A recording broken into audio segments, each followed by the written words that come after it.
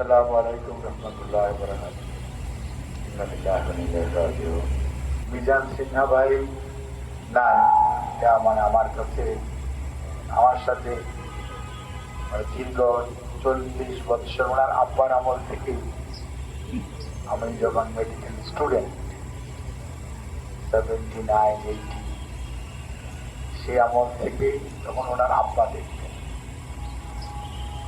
আর তার পরবর্তীতে সিনহা ভাই আলহামদুলিল্লাহ উনি আমাদের চিকিৎসকদের মাঝে, সাধারণ মানুষের মাঝে, সর্বোপরি পরবর্তীতে আমাদের দল, বিশেষ করে মরহুমা দেশনেত্রী বেগম খালেদা জিয়া এবং বর্তমান প্রধানমন্ত্রী জনাব তারেক রহমান অত্যন্ত ঘনিষ্ঠ একজন সহকর্মী ছিলেন।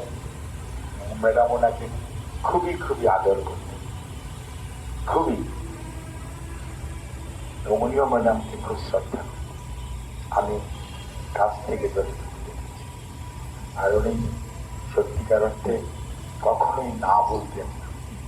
কোনো মানুষ কোনো সাহায্য সহযোগিতার জন্য গেলে কোনোদিন মিজান সিনহা সাহেব না বলেছেন আমি, আমার কাছে মনে হয় নাই কখনো কোনোদিন।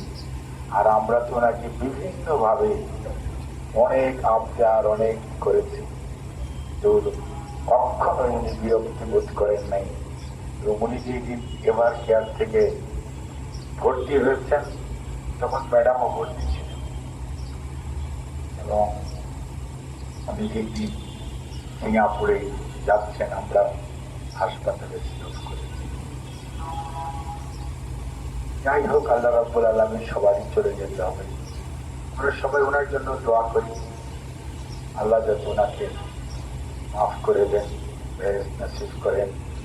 ওনার রেখে যাওয়া সকল প্রতিষ্ঠান, ওনার সুযোগ্য ছেলে মেয়েরা, ওনার একটা দেখেন, উনি বললেন চাচুতো ওনার মধ্যে একটা ফ্যামিলিয়াল বন্ডেজ দারুণ রকম ছিল, পারিবারিক বন্ধন, এবং এটাকে ওনারা ধরে রেখেছে।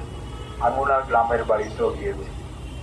কাজে আল্লাহ ওনাকে এবং ওনাদেরকে কষ্ট, দীর্ঘদিন উনি অসুস্থ ছিলেন, তারপরে ওনাকে আল্লাহ রাব্বুল আলামিন নিয়ে গেছেন। আল্লাহ ওনাকে বেহেশত নসিব করুন। আমরা আমাদের দল, আমাদের একজন সুহৃদকে, যে মানুষ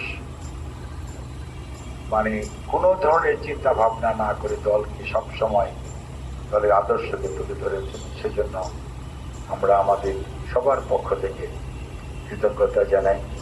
ওনার কাছে আমরা সবাই ঋণী, এবং আমার মনে হয় যে ওনার যোগ্য উত্তরসূরিরা আরও ইনশাআল্লাহ, যেমন আমি আজকে ওনার আব্বার কথা বললাম, আমরা ওনার আব্বাকে ওনাকে দেখেছি, ওনার ছেলে এবং মেয়েকেও দেখেছি, আর আম্মাকেও দেখেছি।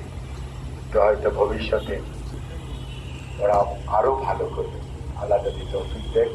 আপনাদের সবাইকে আমাকে কথা বলার সুযোগ দিয়েছেন, সেজন্য আমি পরিবারের পক্ষ থেকে সবাইকে ধন্যবাদ জানাই, একবি পরিবারকে ধন্যবাদ জানাই।